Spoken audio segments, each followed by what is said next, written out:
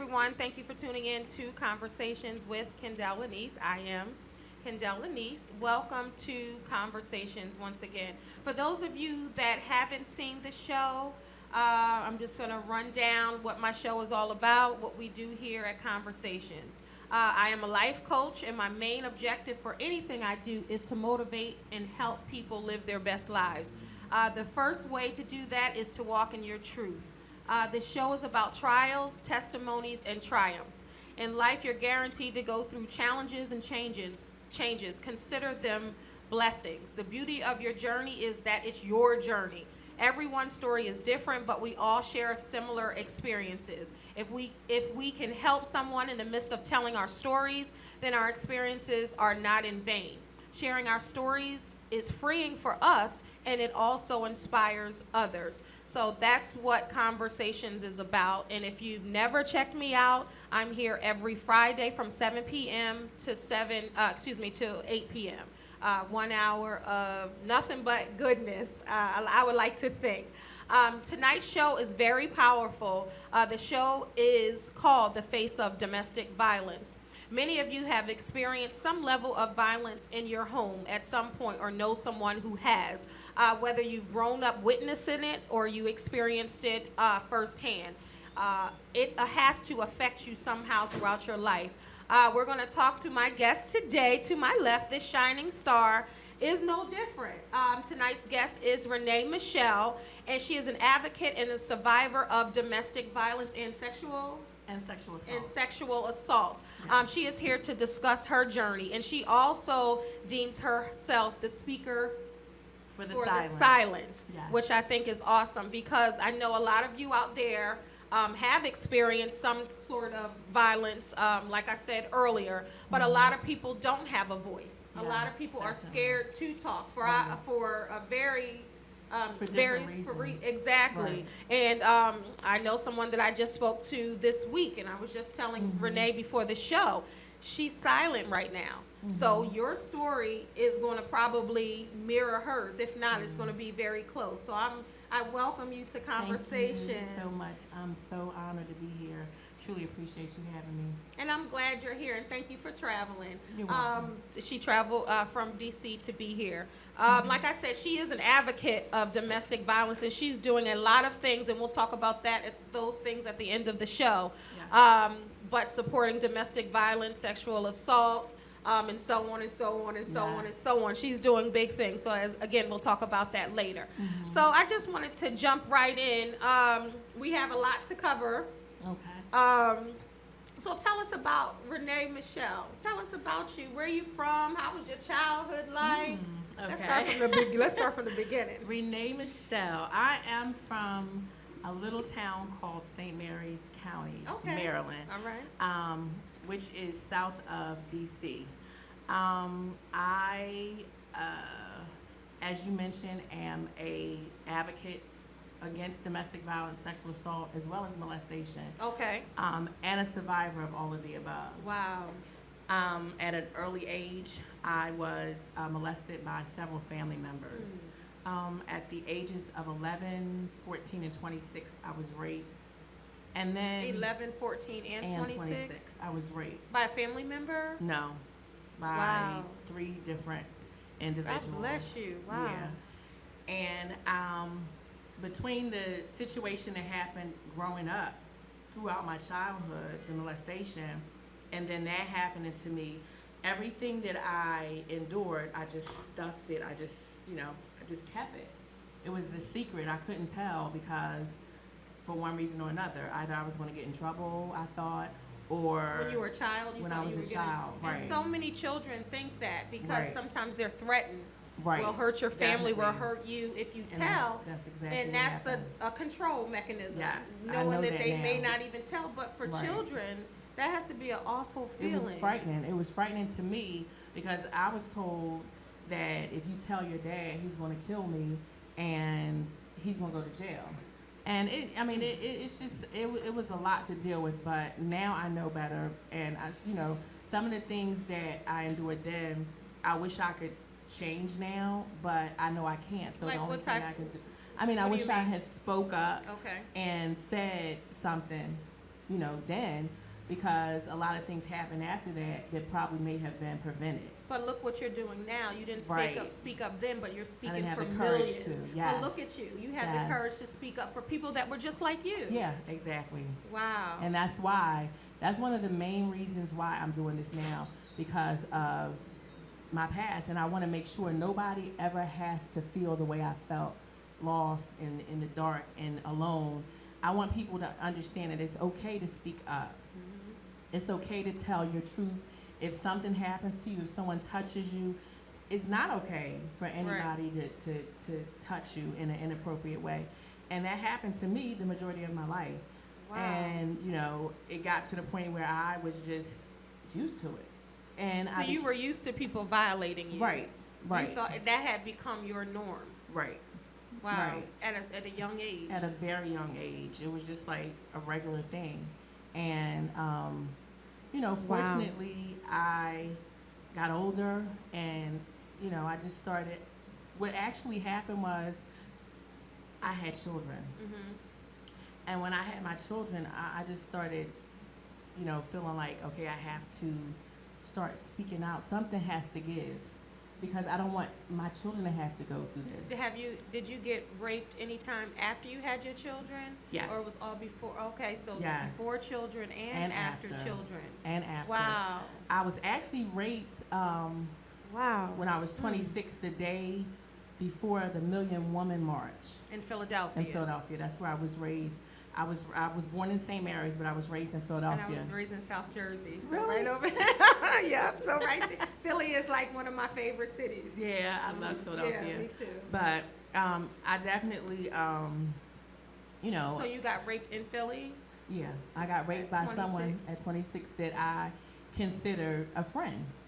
My mother knew him. But isn't that most of the time, it's somebody that you know or close to your family when things like that happen. Mm-hmm. But you said your mother knew him. My mother had met him. He was a guy that wanted to date me, but we had never gotten kissed or gotten serious in any way. But he was attracted to me, but, nothing ever happened. But this particular day... So it wasn't like a date rape situation? Right, no. He just decided in his mind he was just going to go there, because I guess I was taking too long or something. So he asked, could he come over? And I told him no, because I was having company coming here from D.C. to Philadelphia for the march. And he said, I just want to see you for a second. So I'm like, okay. So he comes over, and then I'm moving around. I'm not even really giving him any attention, because I told him I was going to be busy. He all of a sudden gets up and tells me he wants a kiss.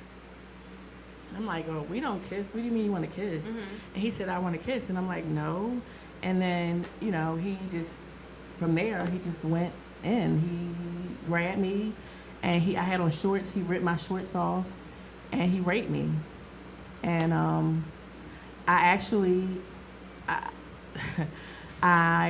had a seizure afterwards. Mm. I didn't get to that part because my seizures were caused due to domestic violence as well. How can you explain that? Okay. I met this young man that I started dating. Mm-hmm. He was handsome, smelled good, looked good, the whole nine. And somebody, and I'm glad you said that. Mm-hmm. And I was talking about that because that movie, The Perfect Man, comes out today, so everybody's going to see that. Right. And Michael Ealy plays a crazy person. Yes. But because he's fine, he looks good, he got the eyes, he got the swag, they think he can't be harmful. Exactly. So it's so funny, and I was talking about that earlier today. So with you saying that, most people don't think. Yeah, because they smell good, they look good, meaning like they can get anybody they want. Why would they have to? Right. But rape is about control. Rape, domestic violence, whatever. It was about him controlling me. Right. But we started dating, and within 2 months period, started getting really serious. I mean, to the point where he started telling me what to wear, what not to wear, where to go. Was this your boyfriend? Yeah, we started dating. Okay. And he started becoming verbally abusive, saying things to me that were inappropriate within 2 months, like really quick. And I'm like, wait a minute, this is not the person you feel uncomfortable. Right, that hurt my feelings. Oh, you mean he was saying negative things about you? Right. And whereas though before he was so nice, he was such a gentleman, and then all of a sudden he just started changing into this person that, you know, I didn't know who he was because I really didn't know who he was. But he then started eventually physically abusing me. As time went on, the negative comments. And at this time, and you were in a everything. relationship? Yes. Okay. And he one particular day, he had become so possessive that I couldn't even walk from my apartment to his apartment, which was right across the walkway. I couldn't even go to work. He would follow me to work. He owned his own business, so he scheduled his own hours. So he would come and sit in my job and watch me. I Did you worked know at a he was there? Yeah. He would actually come with me to my job. It was a restaurant and lounge. And he would sit there. And I'm like, okay, well, you know, at first, you know, you think it's kind of cute. It's cute. Oh, my Yeah. man want to be with me. Right. And that's what a lot of people think. They, especially young people, they think that jealousy, that possessiveness is love. And it's cute. Exactly. And he really loves me. He doesn't want anybody else to have me. Right. The whole while it's control. It's control. And at the time, I'm like, okay, that it was fine at first until one particular evening, I was speaking to a gentleman. I was waiting on him actually, and I took too long for him and talking to the guy, and he walked over and started a physical altercation with him. At your job? At my job. And he ended up getting put out. And at that point, he started calling my job and telling me to leave the phone off the hook so he could hear everything that was going on. At work? Yes. So he was cray-cray. Yeah. I come to find out.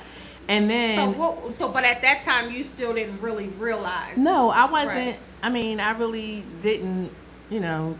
I mean, I thought that... I kind of figured it, but not to the point where he would start being physical with me or anything. So... I'm like, wow, he is really jealous and he really loves me or he really likes me a lot. But then he started coming back up to my job and he would stand outside of my job and wait for me to get off because my boss was like, you know, why is my phone busy? And, so you actually did it so he can hear it, right? Because I, you know. You didn't want any problems. Right. So this one particular evening, I said to him, I wanted to go to the store. And he was like, normally he would say no. You know, I'll go with you or whatever. This particular night, he said, go to the store and come right back. So I did that. I went to the store and I came right back. 15, 20 minutes tops. By the time I got back, he at the time lived with his sister, his brother-in-law, and their twins who were 5. And as soon as he opened the door, he grabbed me by my hair and he drugged me by my hair past his sister, his brother-in-law, and their twins while they were watching TV into the room where he slept, and he began to beat me. And everybody was there? Everybody was there. They did not get up. I was just going to say... So, this must have been behavior that they've seen with him obviously, before. Yeah. If he drags you past and they're eating their cereal, watching TV, and nobody blinks. Nobody blinks. Nobody said anything. I'm literally getting beat, screaming, bloody. And they're turning the TV up. And they... Like, not even... Right. They didn't... Nobody said anything. Nobody came to check on me or anything. So you see what kind of family he comes from. And I believe they were afraid of him. Now that I believe that they were afraid of him themselves. Now that I think about it, everything, because I've actually saw him beat the brother-in-law too. Eventually down the line, I saw him. So they probably, that enraged kind of personality, they've seen it many times, and it probably scared them. They're probably afraid of, right. I believe they were afraid of him as well. So he's in the bedroom beating you. He beat me, and he actually beat me bloody. Once he finished beating me, he grabbed me by my hair and stood me up. And he said to me, you know you're not leaving me, right? And out of fear, I said, no. And he said, you sure you're not leaving me, right? And I said, no, I'm not. And he said, good, because if you do, this is what's going to happen. And he put a gun up to my head. You gotta be kidding me. And he pulled the trigger. You gotta be kidding me. Yes. He began to make Russian roulette a regular like a torture to keep me in fear of him. How long were you with him at that time in the bedroom?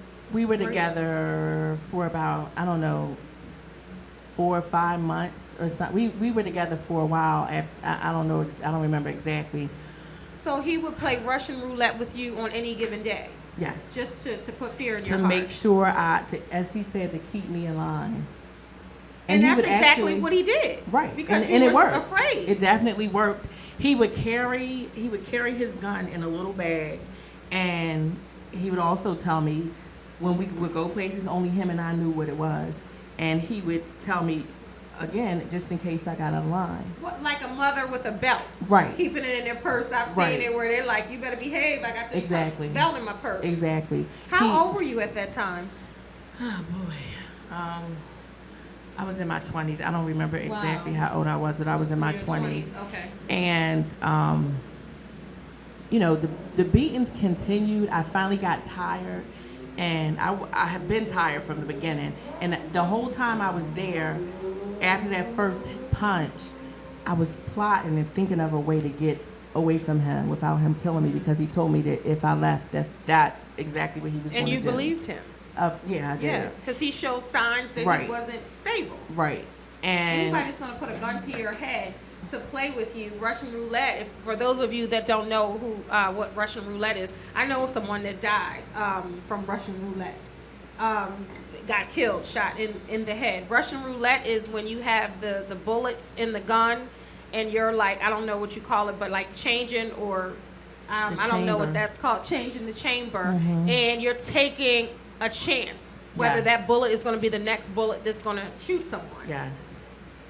And I had never in my life saw actual gun before until then. So I was just really frightened of him. And at that point, I was like a robot. Like whatever he said for me to do, I did it. In my mind, the only thing that I could do, because at that point, he had isolated me from everybody, my family, my friends. Nobody came around.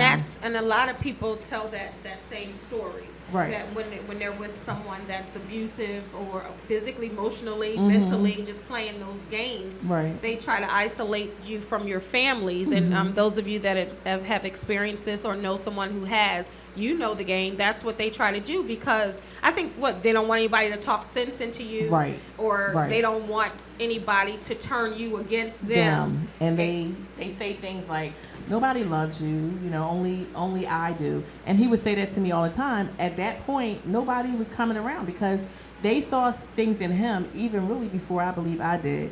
And nobody, friends, family, nobody would come around. So I kind of felt like, well, maybe he's right, because nobody is coming around. The only person I really had, like that was him. So Was that because they probably were afraid of him? I think it was just because they just didn't like him. It was Right. something about them that they saw that I energy didn't was see. off. Like Right. something was like, Right. I don't know what he's doing, but something's Something's not off. right. Did you have low self-esteem then?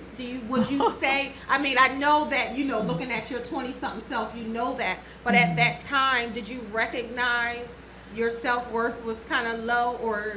I mean, because now I know you can look back and say, "Girl, what were you thinking?" Right. But did you know at that time? My exterior, I kept my hair done. I was always fly, whatever. But so outside, I didn't know. I didn't think so. No. But on the inside, now that I look back, I was tore up. But in that moment, you thought you were all good. Yeah. Yeah. Mm-hmm. But I of did. course now, Yeah. hindsight is 50-50 vision. Yeah, but I eventually found the courage to call the police, and when they came On that day, or just later on down the later line? on Okay. down the line, and the police finally came, and they sent a male officer and a female officer. The female officer took him around the corner to talk to him. The male officer stayed to talk to me, and the male officer said to me, now this is PG County, ma'am, we don't see any bruises on you. So what we're going to do is we're going to send him his way, and you go back in your house. If we get any more phone calls at this address, somebody's going to jail. Do you know how many people have gotten killed because of that leaving court? Exactly. I know in Baltimore, and you guys probably remember this. The girl was working at the Sprint store. You remember Yes, that? I met her. And wow. Oh, I would love to talk about that. But for those of you that don't know the story, she had just left court, and she was trying to get a restraining order on her husband. I believe he was her husband, or her boy. Was he her husband or boyfriend? I think it was her boyfriend. Okay, he was her boyfriend.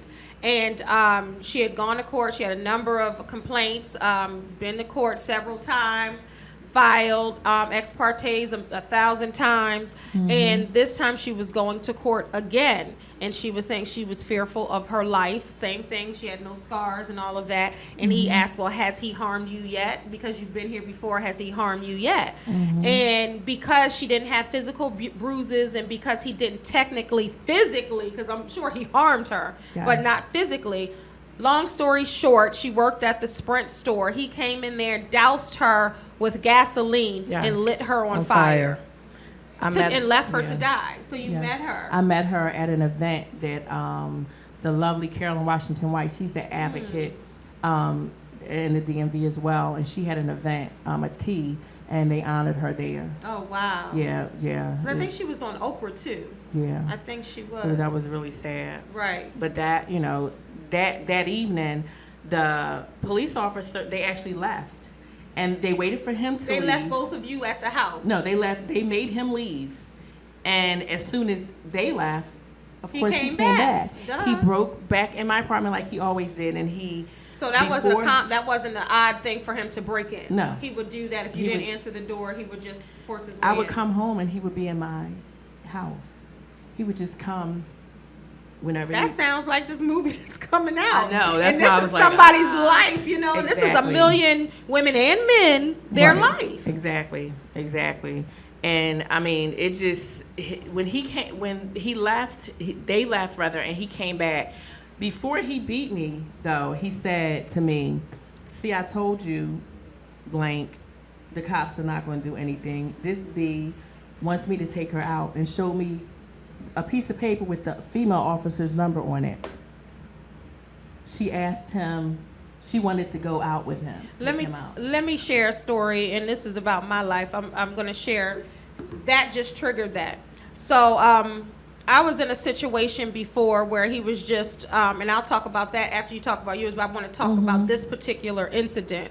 I had broken up with him because I saw things that weren't right, like you were saying. I had broken up with him, and one time I saw him riding down the street. I'll never forget, he was on a bike, and I was in my car.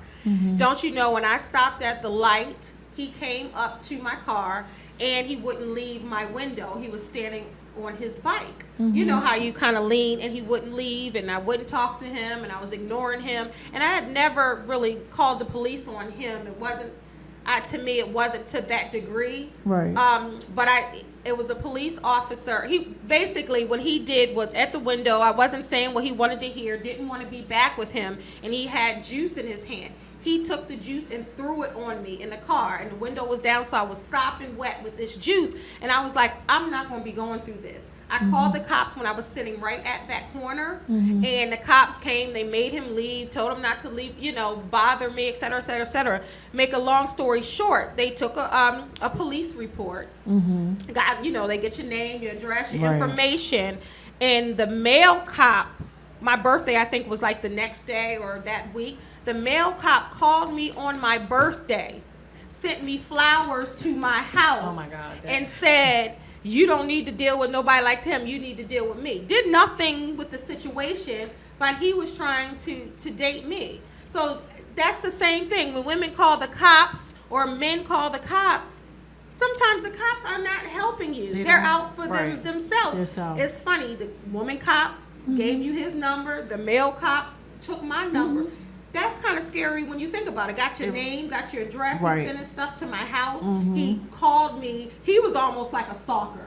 And that was Sounds the cop. like one to me, yeah. But go ahead. That just reminded me They're of human that. beings too, so they just have a badge. Exactly. So. Well, we already know what goes down with that. Right.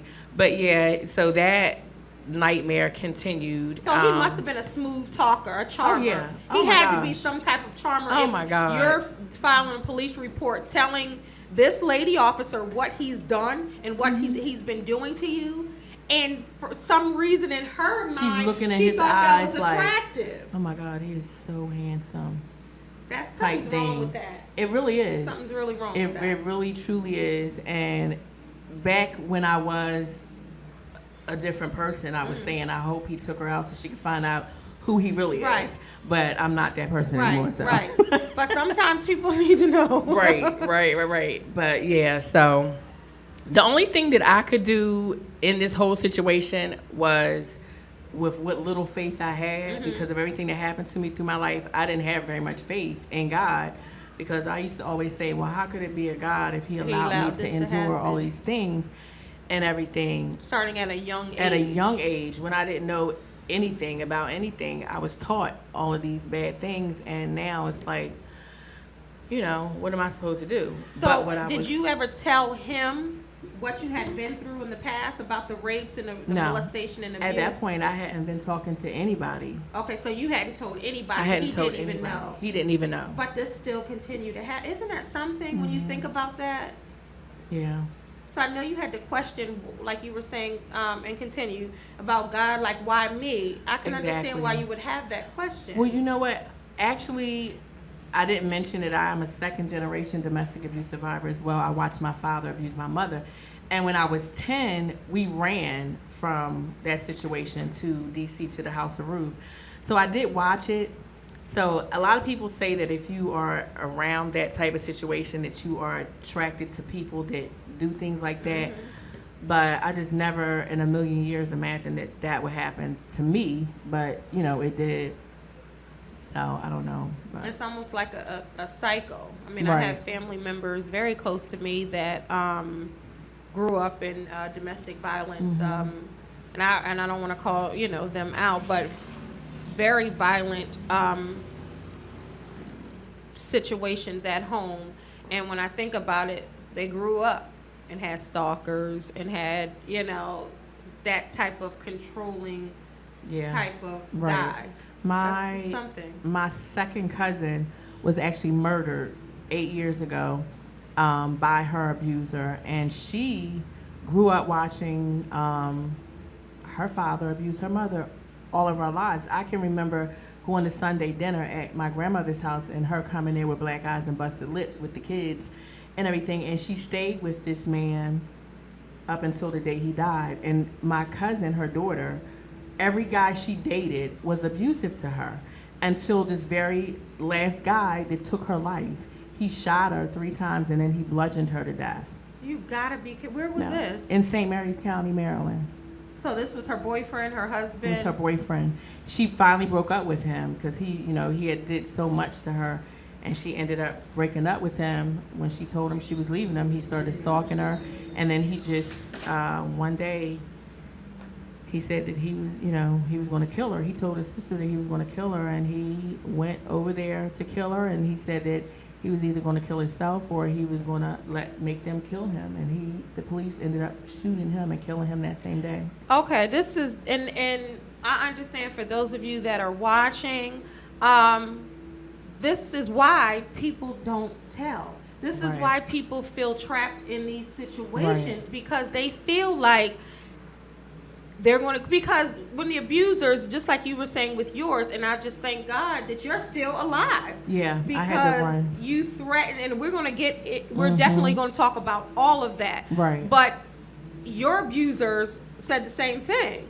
that I'll kill you if you tell, and you believed them. And it's so many people, that's not something you can take lightly, especially when you see crazy traits, or when you see over-possessive men or women, and you see someone that is just mentally unstable, someone that has hit you, has cussed you out, has abused you, has whatever they've done to you.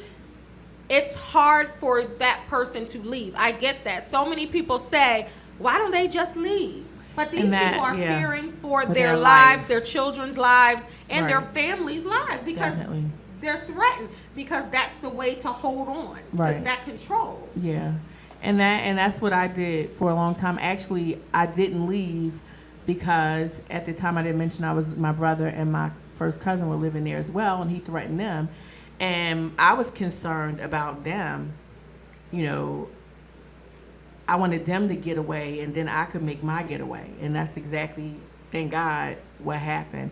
So how long were you with him when you really decided, I'm leaving this nuts? For about a year and something, I was with him. And you were living in fear? Dealt with it. Yeah, I was living in fear all that time. And, it was really, it was like I wasn't even thinking for myself. I was just a robot whatever he said do, we did. Whatever, it was. I was just like I said, like a robot. You were living in fear. Yeah, I was definitely afraid. But eventually, as time went on, the one particular night that he ended up beating me at a metro station, he just got an attitude out of nowhere, and we had just went shopping, and he started walking ahead of me, and I had a box with shoes in it, and a young man tried to talk to me because he thought I was walking by myself, and he happened to turn around and see him talking to me, and I'm like, please, just go. And he turns around. Very jealous. Right. He turns around and grabs the shoe. He said something to the guy. I tried to run because I already knew what was going to happen. And he grabbed me. He grabbed the bag out of my hand, and he took the shoebox, and he hit me with all his force in my head. I actually saw stars, and I remember just running. I ran to the guy that was sitting in the booth, and I told him, could he please call the police because my boyfriend was abusing me. And he runs over and says to the guy, man, don't listen to her. She didn't take her medication today. What?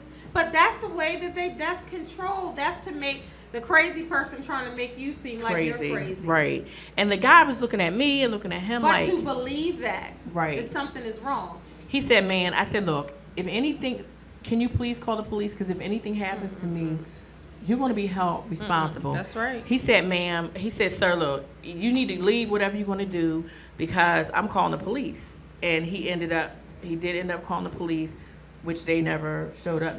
My aunt came before they did, by the way. But he did leave, and I didn't hear from him for a couple days. I guess because he didn't know if, what was going on.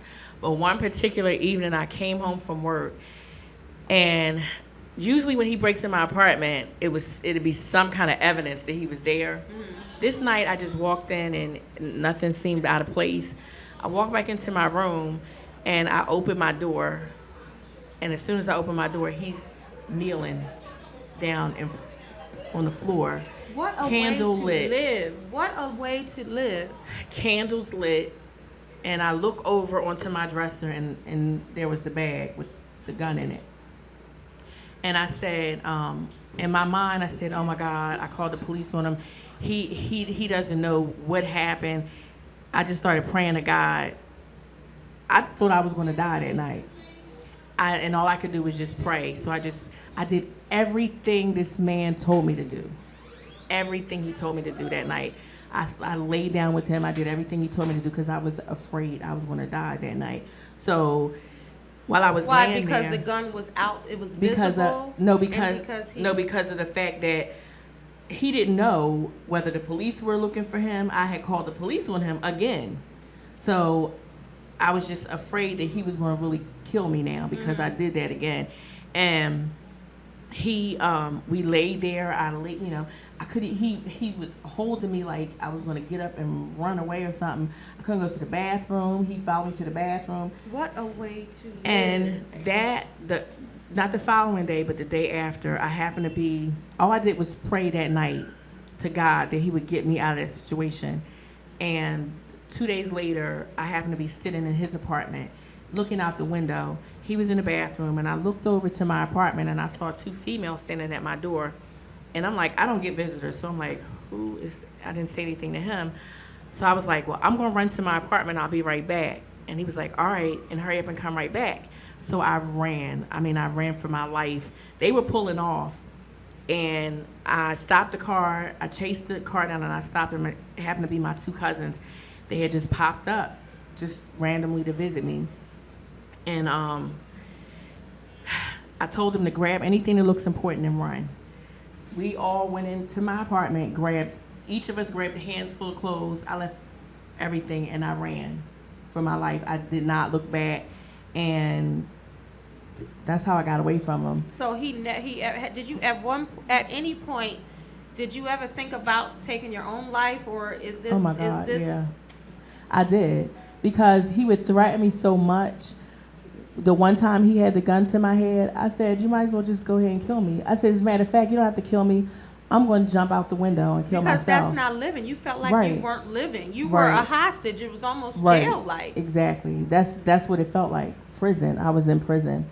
and he was the guard. And all that craziness had become your norm. Like you said, you walked in your house, but he always broke in. You know, right. I mean, it was just like a normal. Matter of fact. Like, well, he always broke in. I could tell when he's in, but this time I couldn't. Right. I can't even imagine just living like that. In fear and just not knowing, every day not knowing what's going to happen to you. So when you finally, your cousins came, I think God sent them. Like, that's for you to say you never had visitors, because I remember you said earlier nobody came over. He wanted to, keep you away from your family and your friends. And it worked, yeah. So, and it worked, but these two cousins happened to just come. Popped up. And you happened to be in the bathroom at that time. No, he was in the bathroom. I was sitting at the table looking out the window. So you happened to see them. I was if right you weren't there. at that window, you wouldn't have saw them. Seen that was them. God. He answered my prayers. Wow. He answered Won't my he do prayers. it? I try to tell y'all, I post something today. I mean, there's too many witnesses walking on this earth that God is real. He will protect you if you beg for him to come, if you call for him to come, and he knows. Yes. He knows what you're going through. He'll come right on time. Maybe not when you want him to come, but he'll come right on time. Definitely. So you grabbed your stuff and you left. So he never tries to come after you, find you. Oh yeah, he came after me. He knew where he knew that my parents lived in the same area, so he figured that that's where I would run to. Luckily, like I said, when I was 10, I left there. My name, Fenwick, is a prominent name in St. Mary's, but nobody knew me because I was an adult. So he was showing pictures of this adult Rene. So he went on like CSI, looked like he was doing an investigation. Have you seen this woman? Yes. Are you serious? Yes. He actually got his friend that knew where St. Mary's County was to bring him to St. Mary's County. He got to this area where it was a payphone then, and he called my mother's house. He was going to drag you back. Yeah. Or kill me like he said he was going to do, one or the other. Oh, I think if he would have got you, he definitely would have killed you. Yeah, because he told me, because my mother said, look, he's been calling my house 5 o'clock all night, all morning, disrespecting my mother. So I finally got on the phone, and I'm like, I'm thinking, look, he's not going to do nothing to me, because I got away. I'm gone. He's history. Right. So when I get on the phone and he tells me, I was down there. And I'm like. So were you in St. Mary's? Yes. Yes. And he didn't know where she lived, though. He didn't know where my mother lived, thank God. Praise God. And he was at he said, if you don't believe me, go to the pay phone on 235. And I wrote the name and the date that I was there.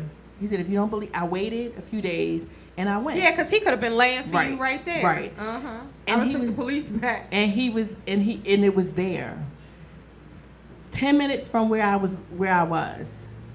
That's where he was. Did you go into some sort of hiding? Yeah. Like, did you not come outside?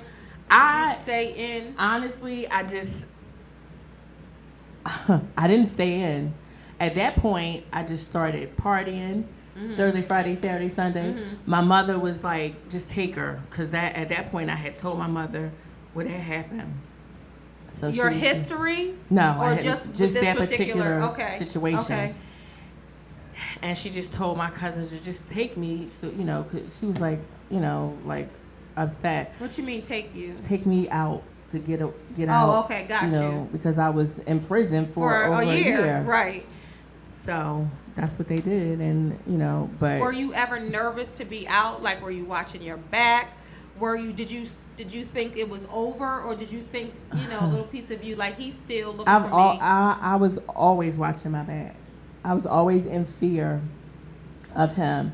When I left, I eventually found out I was pregnant. By him? By him. Oh. So I have a 23-year-old daughter by my abuser.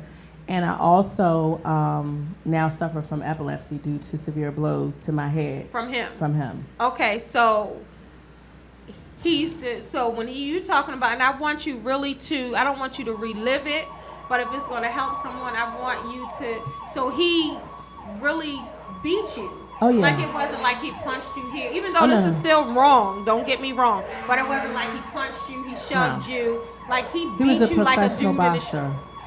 He was a professional boxer, and he beat me with his fist. But With okay, his- I don't know in if my you guys head. heard or we have some loud noises in the back. But she said he was a professional boxer. But I thought if you beat someone and you're a professional boxer, that your hands are lethal weapons. Exactly.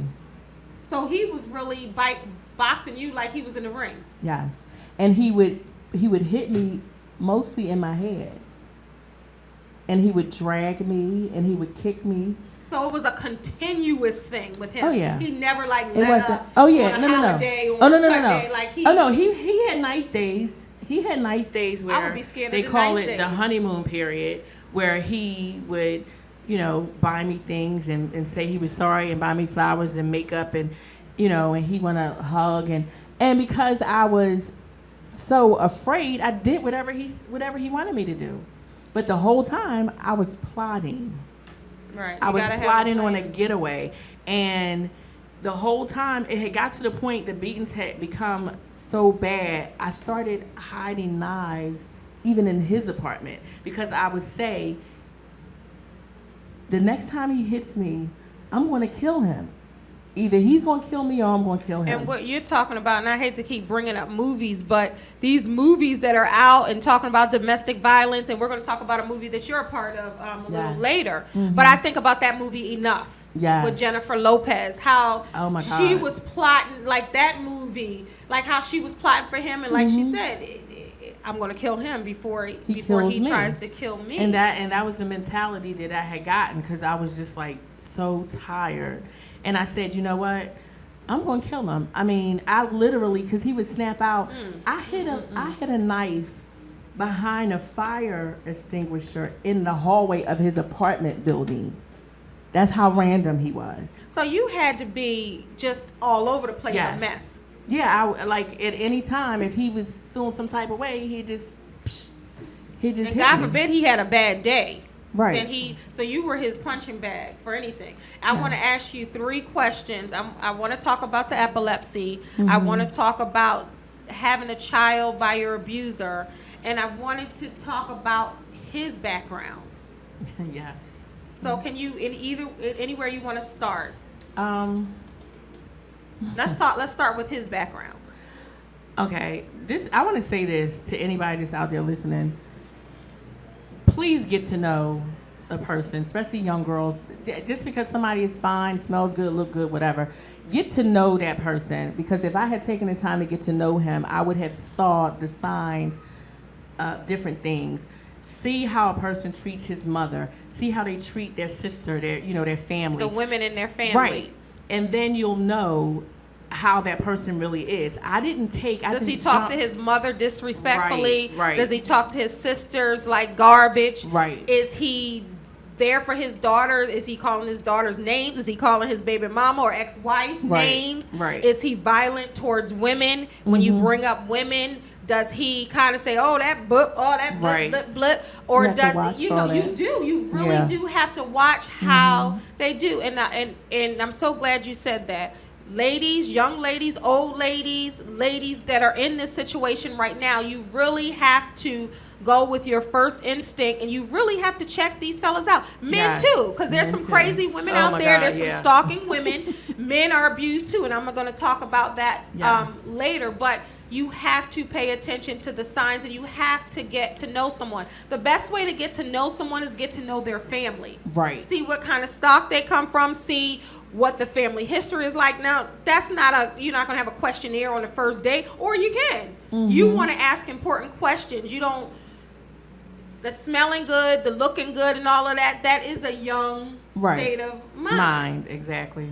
But young or not, when you start to meet these gentlemen or men to meet the women, make sure you take your time and get to know them, their family, and everything else. Because with him, I rushed. Everything was quick. Everything was a rush, and I did get to meet his mother eventually, but by that time he was already abusing You me. already knew. Yeah, he was already abusive to me by that time. Was he disrespectful to his family, the women in his family? Was He wasn't disrespectful to his mother. But I didn't see her often. Yeah. But the times that I did see him around her, he wasn't disrespectful to her. Had he witnessed any domestic violence? Do you I don't know for a fact, but I kind of feel like something really traumatic happened to him in his childhood. I believe so. For him to be the way he is, because I was not the only person that was abused by him.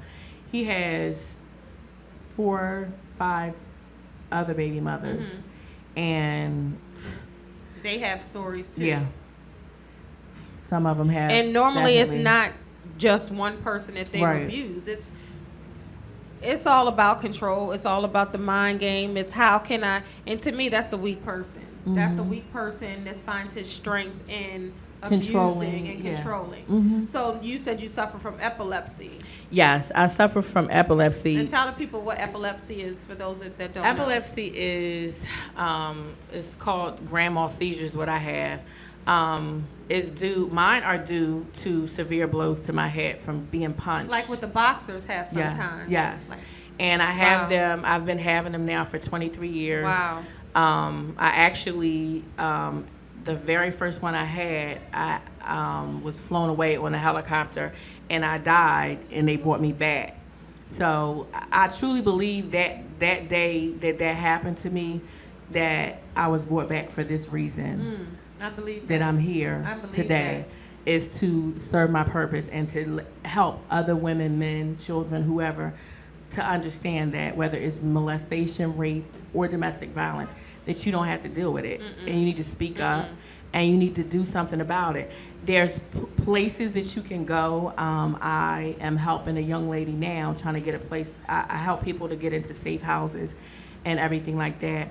And in every state, there's a safe house or, a shelter or somewhere. You can go to your local social service department to get help, but definitely reach out and get help, and make sure when you are trying to make that getaway, you plan it strategically, because a lot of people ask me a question, why didn't you just leave? Like, didn't you have a job? This one guy that was a co-host of a radio show had an attitude with me when I came on there. But it's not that. When your life is threatened and your children's life is threatened, your family is threatened, you see crazy in this person's eyes. He's beat you. He's drug you across the floor. He's done everything to you. It's not easy to say, okay, I'm leaving. Exactly. And you have to think of. But people do say that if they don't experience that, exactly, they think, okay, there's the door. Why don't you walk Why didn't out? you leave? He said my mother went through it, and her boyfriend, it wasn't a gun, but it was a knife, and she left. So why did you put up with it? Everybody's strength is not the same. Right. Everybody's circumstance is just not it's different. Same. I told him, I said, well, sir, no disrespect to you or your mother, but I'm not either one of them. I'm not your aunt or your mother. And if I had did anything any different from the way I did it, I probably wouldn't be here speaking to you today. Boom. Boom. That's just the bottom line. You know. And I just want to talk about Miss Gaston's organization, Domestic Violence Wears Many Tags. And I want to talk about some of the tags. Queen. Queen. Yes. And I want to say Queen Afi. Yes. Is it Queen Queen Afi Afi. Queen Afi Gaston. And that's how I got in touch with this wonderful lady here. So I love her. I oh thank my God. you, sis. I thank you for that, because she's doing big things. Her organization is Domestic Violence Wears Many Tags, and I'm going to tell you some of the tags. It's verbal, emotional, sexual, financial, physical, men abusing women, teens abusing teens, and women abusing men. And a lot of people think that men cannot experience domestic violence, but that is not the case. Nearly 3 million physical assaults men have reported. Nearly 3 million physical assaults in the United States. Yes. Now that's reported. So think about all the ones that have gone unreported. If 3 million were reported, there are a lot of women that experience domestic violence, but there are also a lot of men that experience it or had that in their background, or their mother was abused, their father was abused, their sister, aunt, cousin. I mean, this affects so many families and so many lives. They're some way connected. If they haven't been abused, they know someone that has been abused, or they were raised in an abusive household. Yeah. So how do you feel? And I know you love your daughter. We know that. Oh, That yeah. is your daughter. That's my baby. That still is, your bloodline. But how did you feel when you found out you were pregnant by this man? Did you feel like you were tied for life now at this point? Like you can't get away if you tried? Actually, I didn't find out that I was pregnant with her until I ran from him. Mm-hmm. And when I found out, of course, I was like, oh my gosh, but then, as time went on, I found out it was a girl. Then I became, excited and everything, and I looked forward. And then when she was born, she's his complexion and everything. She has some of his features, but, she favors me a lot too. Mm-hmm. So, that's my baby. I mean, she didn't have anything to do with anything that he did. So I don't even think anything. When I see her, I see love. You see your baby. Right. But I guess what I'm asking is, you knew you had to possibly co-parent with this person. Oh, yeah. You knew this person that did all of these things to you would be Yes. pretty much tied to you for the rest of his life. Eventually, yeah. So how was that? That you got away? Were you still nervous or scared? Was he still acting cuckoo for Cocoa Puffs? Actually, I stayed away from him. My daughter was 10 when she met him. Wow. And she knew. Have you talked to your daughter about? At that point, I hadn't, because I didn't feel as though. But she knows now, right? She knows now, Okay. and that was by accident, because I didn't feel as though that was anything that she needed to know, because it was going to hurt her. I can understand. You And as a know. mother, we protect our children. Right. Mm-hmm. But it came out at the age of 10. She said, Mommy, I asked her what she wanted for her birthday, and she said, I want to meet my dad. And I'm like, oh no. Let me tell you about your daddy. That's what you want. If you're not the mother, that's what you want to say. But our first instinct is to protect our children. Right. Now, you're like, let me tell you, I don't know if you want to be him. So I had to really think about it. I said, oh That's okay. a tough one. That's tough. So what I did, because I remember how I felt as a child when my dad was abusive to my mother, but my dad was a great father. Mm-hmm. And I remember how I felt. A great husband doesn't necessarily mean a great father, or a great father doesn't necessarily mean a great husband. And I felt like he, was a great father to us. My mother should have left him. Mm-hmm. But he was a great father. Mm-hmm. So I remember how I felt as a child. So I didn't want to keep her from her father, although he did all these things to me, because I knew that he was a good father too. His older two kids that he had, he was a great father. So I'm just like comparing that. Your abusers, right? Other children. His older children that he had. He was great with them, but he was just a horrible boyfriend or whatever. So I started calling around, and I connected with his sister, and that's where I started with. I introduced my daughter to her aunts, and eventually, as time went on, she eventually met him. And they told me, first of all, they said that he was saved because his mother had passed. So they said, oh, he's saved. He's not the same person he used to be. So I'm like, hallelujah, Right. Right. So see, I'm still giving the side eye. I'm like, okay. Right. So I take my daughter, and I just pray, and I said, after 10 years, if this man is still, then it's really, we're going to have to deal with it. But I took her, and I did not leave my daughter with him. He had other children by that time, and he would take them paddle boating and all this stuff. Oh, he was daddy of the year, daycare over there. Yeah. But you had to confront your past, but you knew. Like a lot of abusers, they change, but that's not something that will ever be erased from your mind, ever. No. That's a part of your history. Yeah. That's the chapters in your book. Right. And eventually that person came back out. Of course, because he never left. Right. He just went to sleep for a little bit. Right. He just put on his little mask, put his mask on, so and then finally took it off. Was he started to be how he was aggressive, because that was your relationship.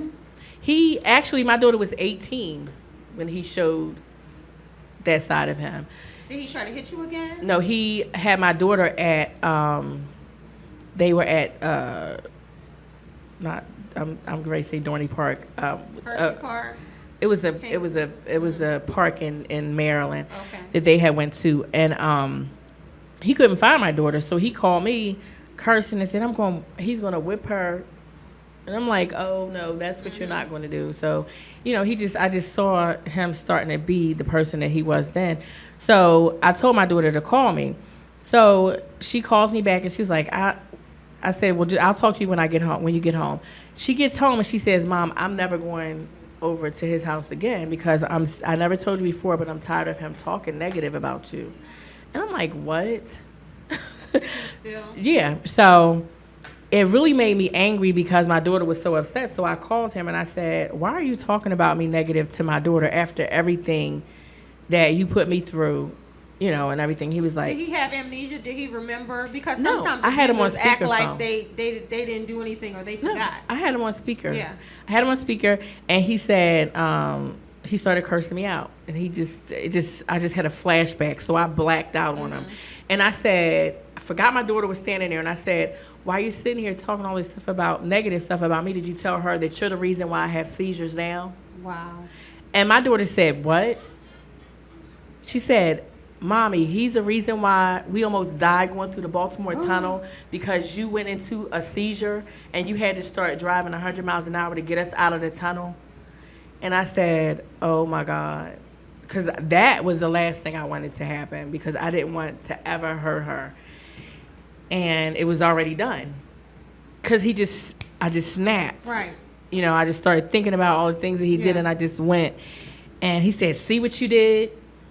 No, see what you did. Right. He's This like, wouldn't be a conversation if you didn't do what you... exactly. And my daughter, she said, I don't ever want to see him again. I hate him. And she was 18 at this time? 18. And, eventually as time went on, I talked to her and I said, look, what me and your father went through was between us. Didn't have anything That's to do very with big you. of you. Yeah, it was between us. Was he a good father to you? She said, yes. I'm like, okay, well, that's your father. So you deal with your father. I don't have to deal with him. And that's how we left it. She, over time, eventually, maybe a year or two later, started speaking to him again, but she never had the relationship. It's never been the same since then. So I wanted to talk about, I got some information off of Safe Horizons. That's a domestic violence website. So those of you that are interested in knowing more about domestic violence, please visit their website. But I just wanted to tell you, I just wanted to give you the definition of domestic violence. Domestic violence is a pattern of behavior used to establish power and control over another person through fear and intimidation, often including the threat of the use of violence.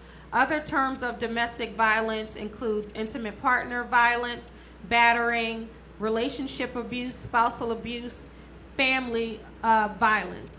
Most who suffer, let me read this. Who is most likely to suffer from domestic violence abuse or become a victim of domestic violence? Domestic violence abuse can happen to anyone. Anyone. You're not exempt, regardless of gender, race, ethnicity,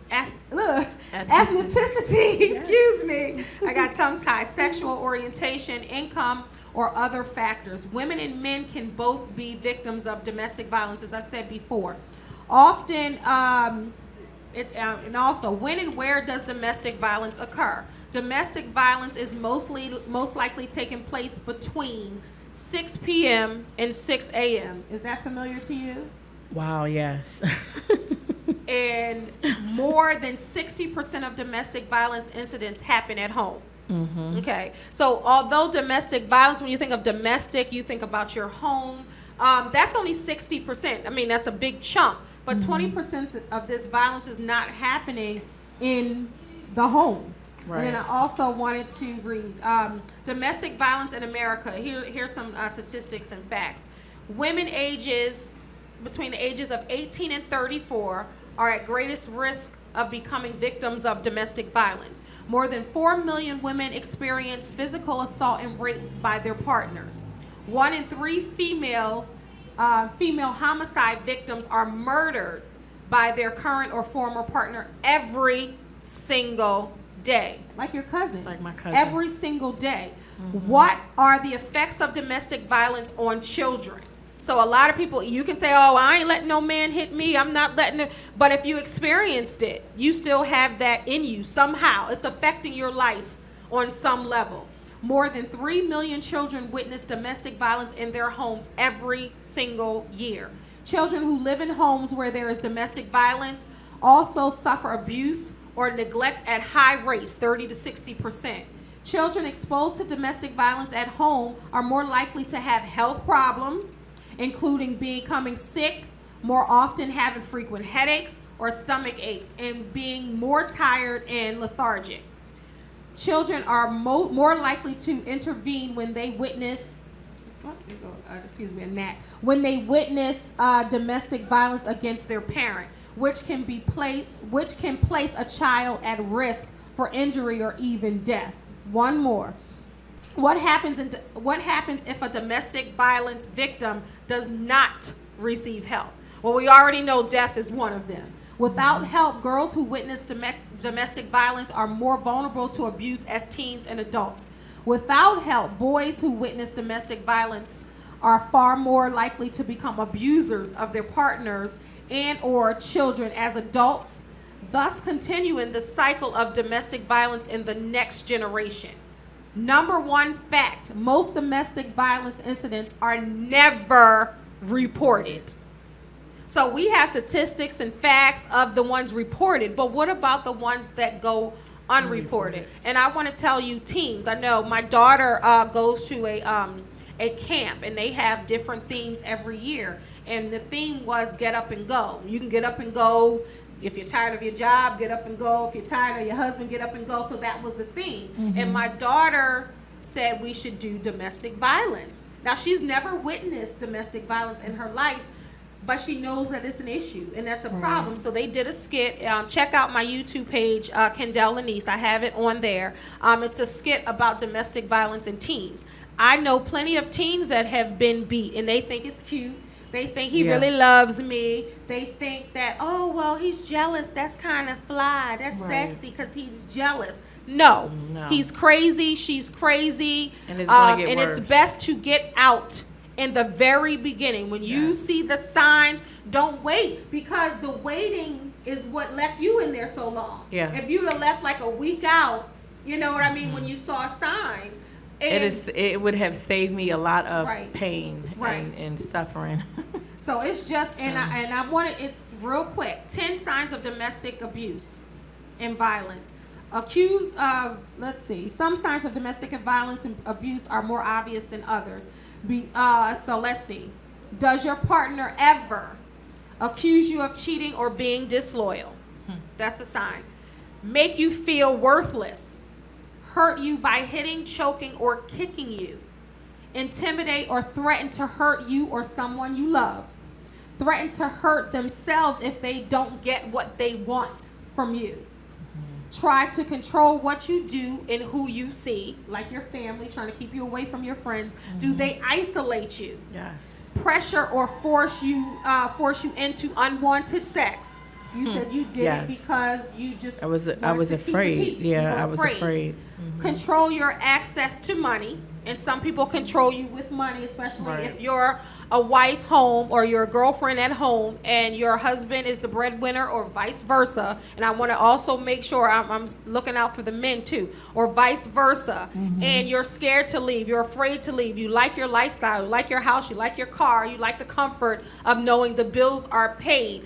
Do they dangle the money over you and kind of keep that control, kind of their foot on your neck at that point? Do they stalk you, including calling you constantly or following you? I talked about it on the show before. I had a stalker. It was an ex of mine, and that was the one and only time that I experienced that. And I guess when I was going through, I really wasn't looking at domestic violence as domestic violence. We didn't live together, but we were together. He was very insecure. He was jealous. He was a womanizer. When I first met him, he told me he lived with his family, he was living with another woman. So he was already playing those mind games, that type of thing. He was a crier, honey. He would be Denzel on cue, that glory cry. Like, he would cry on cue, okay? So I didn't know, oh, he's sensitive. But anyway, one time, and this was the one and only time, one time we got into a fight. Like, we were two dudes fighting in the street. He went to go push me. I fell up against the door. I hit my face on the doorknob, had a black eye. My mother was coming over. And she came over like, what is going on? So she kind of knew with that. He did that. And in that same, I think within that same time period, I never forget, he was over my house. I was sitting on the couch. And I was sitting on the couch and he was behind me. Let's just say he's right here. So he was talking some yin yang. I just wanted him to leave out of my house. I was ignoring him. Like, he was talking, I was ignoring him. He wasn't in control of his emotions. He wasn't in control of his feelings, where you can be a grown man, I'll talk to you later, or let me leave. So instead, that same guy, and I'm thinking like, what is it with the juice? Because the same guy I was talking about with the car, when I had already gone, he poured juice on my head, like from behind. You know, crazy style, child and stuff like that, and he spit on me. He spit on me. He spit right in my face. And this was all like within that same little period of time. And I remember one time I was coming in the house and he was behind the door. He had his hand out like this to choke me when I came in. I remember when I was telling my father, my mother, all the stuff. They were like, why didn't you tell me when this happened? Yeah. You know, so I left. I left. But when I left, my girlfriend stayed, a childhood friend. She was at my house. We were all grown.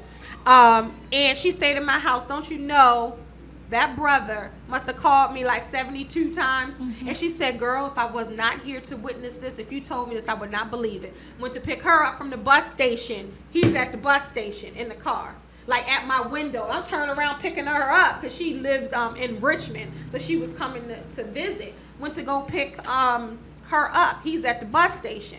I had one of my friends that was like security at one of the clubs, and one of my good friends, he would wait at the gas station by my house to see if he was coming or coming through. And he did that for it didn't last long, like a week or two, but I never looked back. But I think about that now, and I remember the reason why I asked you if he had amnesia, because I ran to him years later, and he was just crying and crying and crying and all this other stuff. And his sister said the same thing. Oh no, he changed, blah blah blah blah. But this is the thing, he acted like he forgot, and he was trying to be this. He was very charismatic, very chill, nice looking. Just can get, you know, any woman he wanted, or if so he thought, you know what I'm saying? But he forgot some of the stuff. So and this was years ago. And so he says he forgot.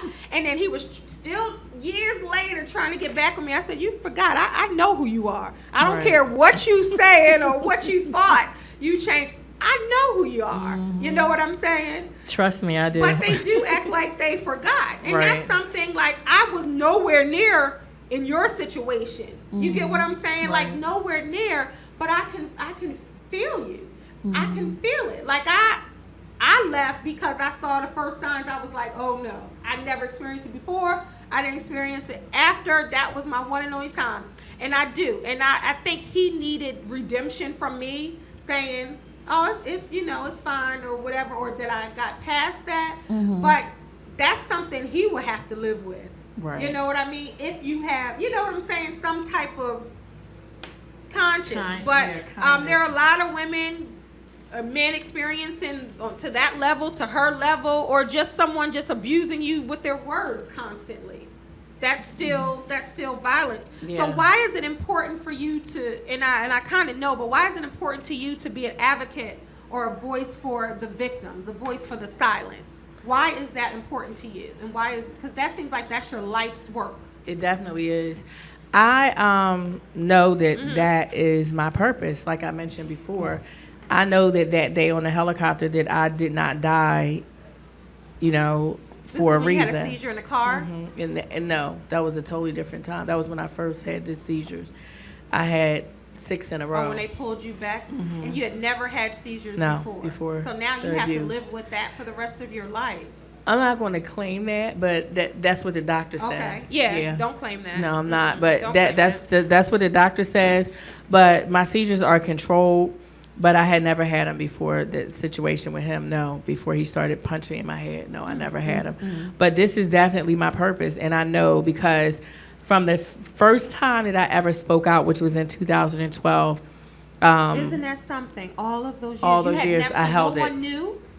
No Wow. one knew everything Wow. that I had endured up until 2012. I just woke up one morning and I just felt like I was going to explode if I didn't do something. So I just That was got God up. nagging you, like, exactly. nagging at you. I got up and made a Facebook page, a group called Domestic Violence Love Don't Hurt.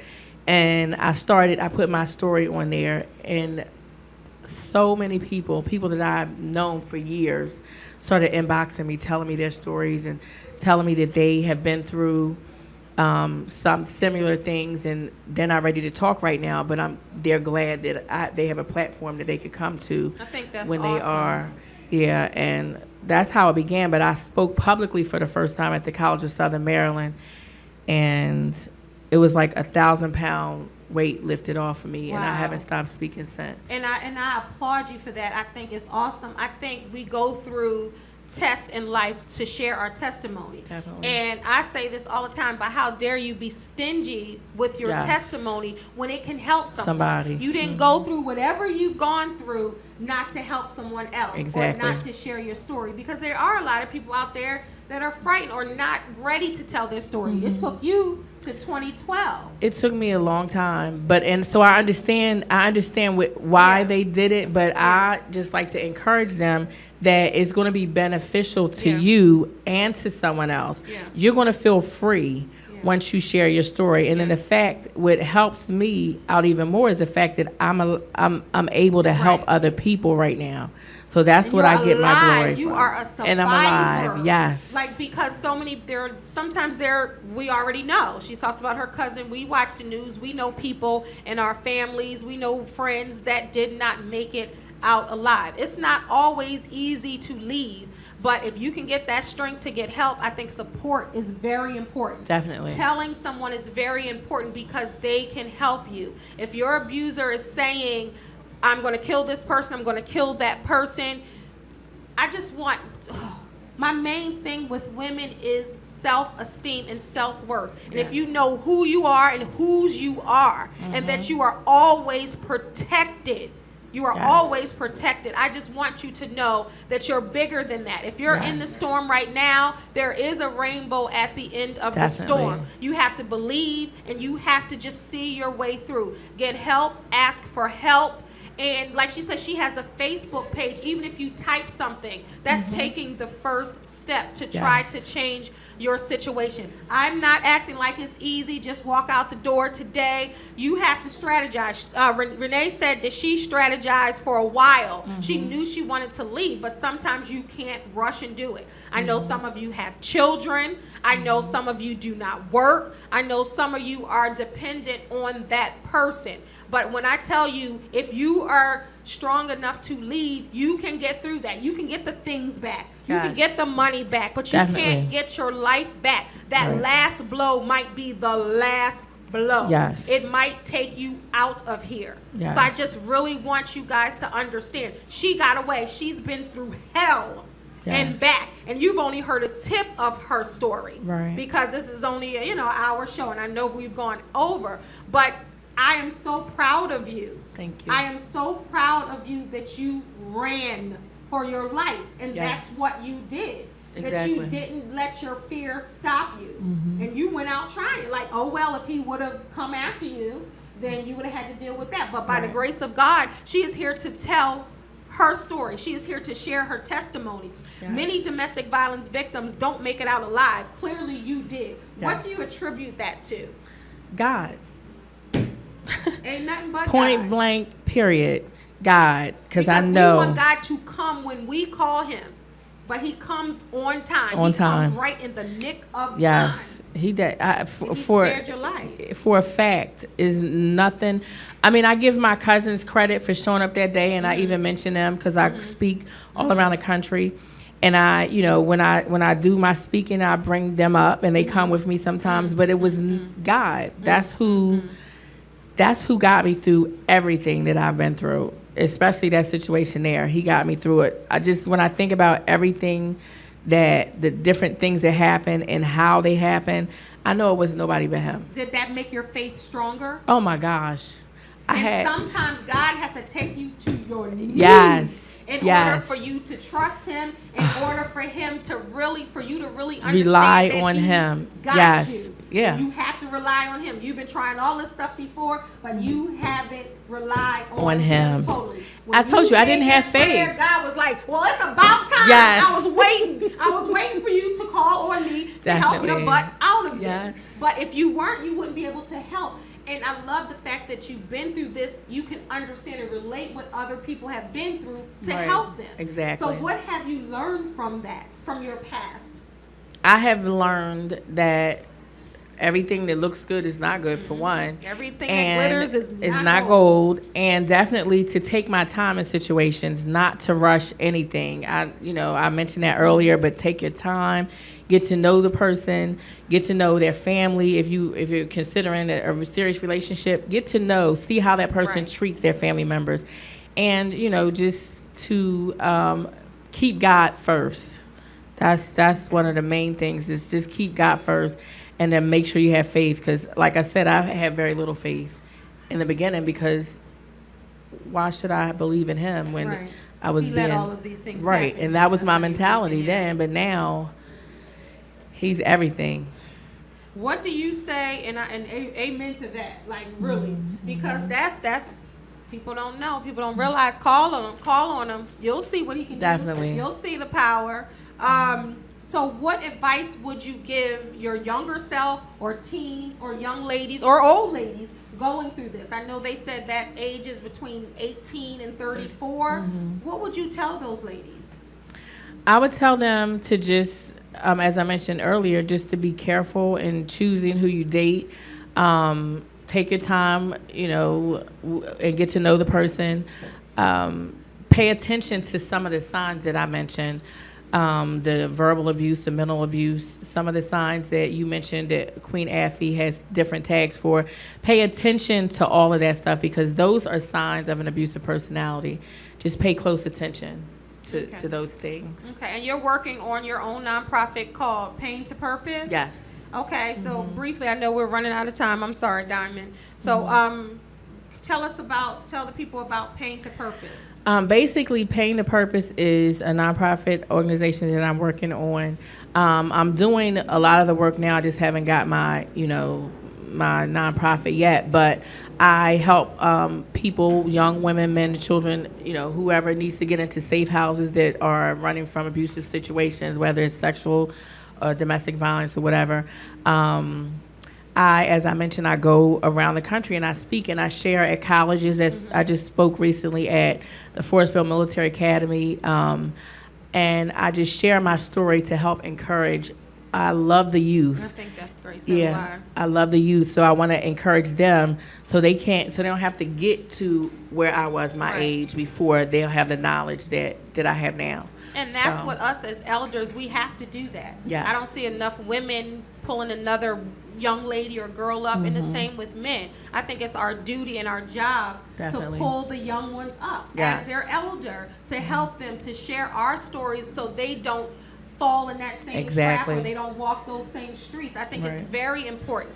Don't be afraid. I know I'm not saying go around telling everybody that you see your story, but you have to share your story. You have to share your testimony. If you made it through, you made it through for a reason. And that's to help someone else. And that's the best gift that you can give anyone. So your final words to the people, and then we'll do all your shout outs and all of that. Well, I just want to say to everyone, I want to thank you, first of all. And I want to thank Queen Affy. I love her to death. She's like my sister. And, I just want to just give everyone a word of advice. If you are going through anything that I mentioned, please, I beg of you to reach out for help. Anyone that you feel comfortable talking to, I will give my number. If I can. Absolutely. It's 240-681-5256. Again, it's 240-681-5256. You can call me because I have been, and I've had done a show before where I've had other people call me because they saw my show and they needed help, and I've assisted them. And I love to help other people to get out of that, the situations that they're in. So please feel free to call me. I'll do whatever I can to help you. If I can't help you, I'll refer you to somebody wonderful. That can. I'm so glad you did that, and thank you so much for being. You're welcome. She's being transparent with you guys for a reason. She gave you her personal number. This lady here wants to help you. She knows what you've been through, men and women alike. She's not just saying for the women to call. And I just want to make it clear, there are a lot of. I know a woman personally that is abusive physically to her mate. I know man. some too. And I know, and I see it, and it's sometimes pushed under the rug when it's a woman doing it, or she just zapped out, or she snapped, or she had a moment. But sometimes if it's a continuous thing, like if she's beating on you every single day, if she's doing certain things to you every single day, that's a problem. It is. And please, I'm sorry, all these gnats in here. But we have, so she gave you her number. Can you tell them how they can reach you on social media, emails, all of that? That my email is Rene, Rene, Fenwick, F as in Frank, ENWICK, 68@gmail.com. You can reach me on Facebook at Rene Michelle, RENE accent. And I put 2 E's on your name. I'm sorry. That's okay. It's 1 E with the accent, Michelle, MICHELLE. You can contact me there on Facebook, on LinkedIn, Instagram, all over social media. And talk about real quick your movie. She's in a movie, y'all. Yes. Briefly, I want to give a 'cause I shout don't out. like Diamond to kick us out. I want to give Roosevelt Hey, Jackson a shout out. He is the genius behind this wonderful movie that I am debuting in on October the 10th at the Arc of DC, 1901 Mississippi Avenue.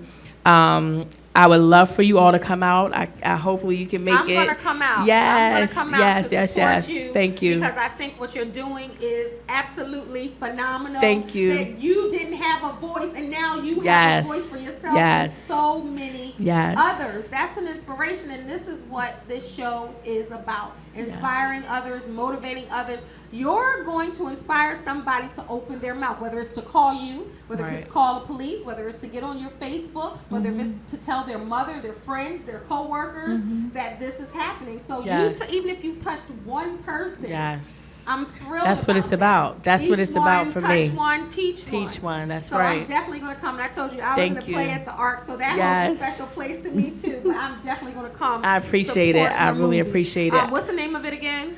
The Life According to Rashida. It's about domestic violence and breast cancer awareness. Okay, so you have her number. If you didn't catch that information, just call her, hit her up on Facebook, email her, and she'll give you all of that. So when you look at your future, what does it look like? And that's the last question I like to ask all my guests. When I look at my future, it looks like one day I eventually want to open up a shelter for abused women. Awesome. And to help them to get, on their feet, because I now speak at the shelter that we actually ran to when I was 10. So it's like I came full circle, yes. And I want to be able to eventually have my own shelter so I can help, do the same thing that people helped my mother and myself. And I think you can connect to so many people because you've been there. I've You're been not there. Talking from this podium about, like the radio host said, leave. Why don't you just leave? You're not talking from that because it's not always easy to leave. Right. But I thank you so you are much so welcome. for coming thank on you for having me. You've been an amazing guest. You thank truly you. have. Thank you for sharing. We got to have you back on because you got a lot to say. Definitely. She got her hands in a lot, y'all, but my time is limited. I don't want to leave today without acknowledging 9/11. Definitely. It happened 14 years ago. This world has experienced something tragic. So a lot of people lost their lives. A lot of people lost their hopes, their dreams, their family members, their properties, their everything. But like I said, most importantly, they lost their lives. So if you can just, say a prayer for those families still suffering, because it was 14 years ago, but those families are still suffering, right? Losing their loved ones. Yeah. And I also want to briefly, I'm having an event, if you're in the DMV area, the Maryland area, it's called Make It Visual. It's a vision board and empowerment workshop. You can find that on my Facebook page, Living True, Living You Life Coaching. It's only $20 and spend an afternoon motivating, empowering, and empowering yourselves and just really having an amazing time, networking, that sense of community. It's going to be a great time. I'm going to do some motivational speaking there. We're going to have some poets there. We're going to have food. We're going to have different events. So I think $20 is going to be jam packed. Yeah, that'll be nice. Full of goodness, I should say. I'm so passionate and excited about that. Okay. Well, I thank you guys for watching Conversations. Everyone's story deserves to be shared. It's not about privacy, it's about transparency. Sharing your story can make a difference in the life of yours as well as others. My number one goal is to inspire, uplift, and encourage you guys. So today's show, I truly hope that we did just that. You can reach me at livingtruelivingyou.com, like I said, my Facebook page or Twitter. So you can catch me on there, LTLY.com. That's my Twitter handle. So thank you guys for watching. Thank you once again. You're welcome. For being an Thanks awesome for having guest. me. I really appreciate it. Remember, you are a star, so don't let anyone dim your shine. Thank you for watching. Until next week. Peace. Thanks. Bye.